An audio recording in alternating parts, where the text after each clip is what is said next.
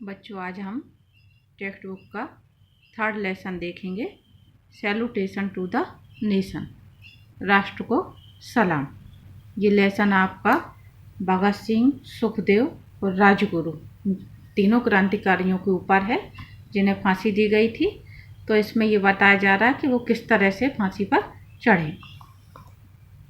Bhagat Singh was busy reading the biography of Lenin. जो आपके book में यहाँ पर वर्णन की शुरुआत हो रही है, वो भगत सिंह को फांसी के लिए किस तरह से ले जा रहे हैं उस समय का वर्णन है।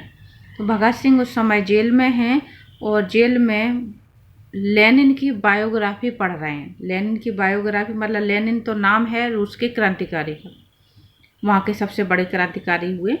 बायोग्राफी यानी होता है जीवन चरित्र, बिजी यानी व्यस्त। तो भगत सिंह लेनिन का जीवन चरित्र पढ़ने में व्यस्त थे, यानी एक बुक पढ़ रहे थे जो कि लेनिन के जीवन के आधार पर थी। In fact he had just read a few pages when the door of the dungeon opened and let in a jail officer. उन्होंने उस किताब के कुछ ही पन्ने पढ़ पाए थे, तभी डंजियन यानी काल कोठरी, जेल का वो कमरा जहाँ पर क्रांतिकारियों को रखा जाता था, सेल कहते हैं उसको, या डंजियन यानी काल कोठरी। उस काल कोठरी का दरवाज़ा खुला, डोर यानी दरवाज़ा, ओपन यानी खुला, और वहाँ पर एक जेल ऑफिसर अंदर आया।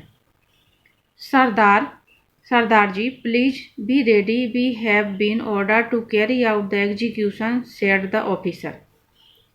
वो जेल ऑफिसर भगत सिंह से आकर के कहते हैं कि सरदार जी कृपया करके तैयार हो जाइए, हमें आदेश प्राप्त हुआ है। ऑर्डर यानी आदेश प्राप्त हुआ है किस चीज़ का? कैरी आउट द एग्जीक्यूशन, यानी फांसी उन तीनों को जो दी जानी थी, उस ऑर्डर को या उस आदेश को पालन करने के लिए आदेश आया, यानी उन्हें फांसी दी जानी है। सेड द ऑफिसर ने ये बात कही कि उन्हें फांसी का आदेश क्रियान्वित करना है। Bhagat Singh was reading the book. Bhagat Singh किताब पढ़ने में व्यस्त थे। He told the officer without raising his eyes.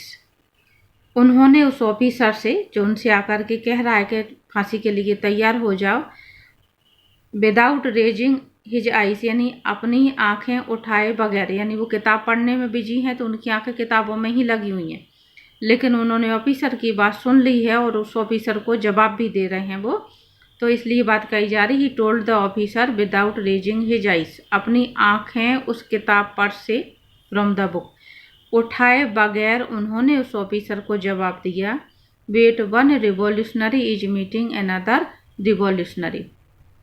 रुको, अभी एक क्रांतिकारी दूसरे क्रांतिकारी से मिल रहा है। इसका मतलब ये, भगत सिंह एक क्रांतिकारी थे, रिवॉल्यूशनरी यानी क्रांतिकारी, और वो किताब पढ़ रहे थे, बुक पढ़ रहे थे किसकी? लेनिन के जीवन चरित्र की। लेनिन भी रूस के क्रांतिकारी हुए हैं, तो इसलिए वो ये बात कह रहे हैं कि एक क्रांतिकारी भगत सिंह हुए और जो दूसरे क्रांतिकारी थे वो कौन हुए? लेनिन हुए, जिसके बारे में उन्होंने अभी पढ़ना शुरू करा है। तो इसलिए उन्होंने ये बात कही कि wait, one revolutionary is meeting another revolutionary, कि रुको, अभी एक क्रांतिकारी दूसरे क्रांतिकारी से मिल रहा है।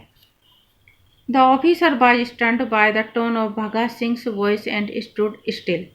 उन्होंने ये बात जो जिस तरीके से कही, टोन यानी बातचीत का तरीका, जो ऑफिसर था वो स्टंड रह गया, स्टंड यानी स्तब्ध रह गया उनके बोलने के तरीके से, जो उन्होंने उसको डांट करके या तेज आवाज़ में जो कुछ भी कहा कि रुको, इस तरह से, तो वो जेल ऑफिसर उनके बात करने के या कहने का अंदाज से एकदम स्तब्ध रह गया और स्टूड स्टिल यानी जहाँ खड़ा था वहीं चुपचाप खड़ा रह गया।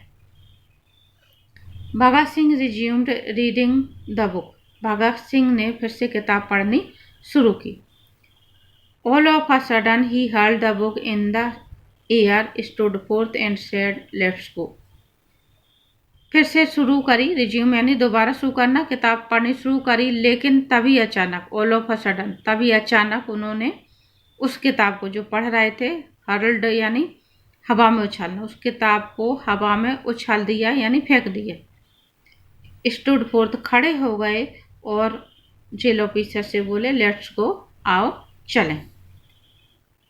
Rajguru and Sukhdev also came out of their cells. Sukhdev और राजगुरु भी अपनी अपनी कोठरियों से बाहर आ गए थे। सेल यानी यहाँ पर वही डंजियन का पर्यायवाची शब्द है या कहें साइनोनिम से।